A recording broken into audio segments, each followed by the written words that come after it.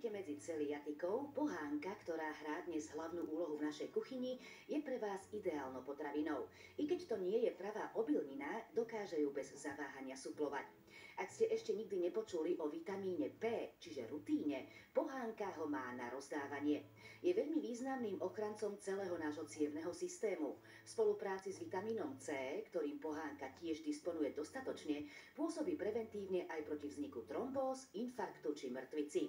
No máte na výber aj z iných potravín.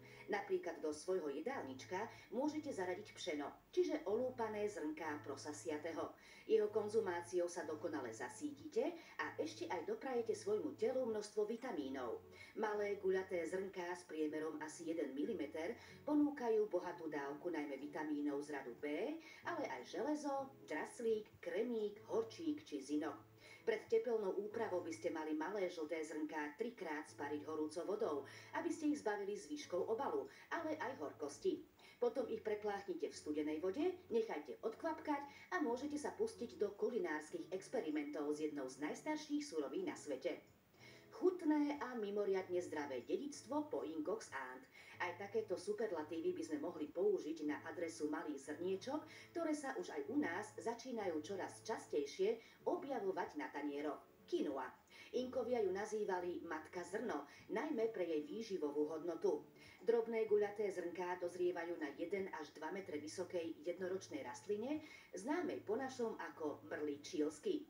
I keď quinoa môže mať širokú škálu farieb, v súčasnosti sú známe najmä jej 3 druhy. Biela sa v kuchyni používa najčastejšie a má jemnú maslovú chuť. Červená má orieškovú chuť a čierna je chuťovo najvýraznejšia. Malé zrnko v sebe ukrýva obrovskú dávku bielkovín, kompletný počet všetkých existujúcich aminokyselín, mangán, fosfor, železo, kyselinu listovú i beta-karotén a medzi odborníkmi sa o ne šepká ako o proteínovej bombe. Dá sa pripraviť na sladko či na slano, pričom sa varí podobne ako ryža. Ďalšou bezlepkovou plodinou je amarant, u nás známy ako láskavec.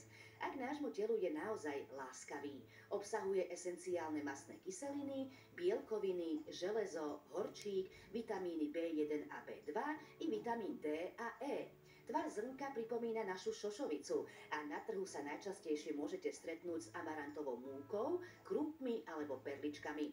No a na záver ešte potraviny, ktoré určite poznáte. Aj tie sú bezlepkové. Jedná sa o hnedú ryžu, ktorá nás zasíti na dlhú dobu, dokáže pomôcť pri problémoch s trávením, okrem rôznych vitamínov obsahuje aj fosfor, draslík a železo, a o kukuricu, ktorá patrí medzi najobľúbenejšie potraviny na svete a v kuchyni s ňou môžete doslova čarovať.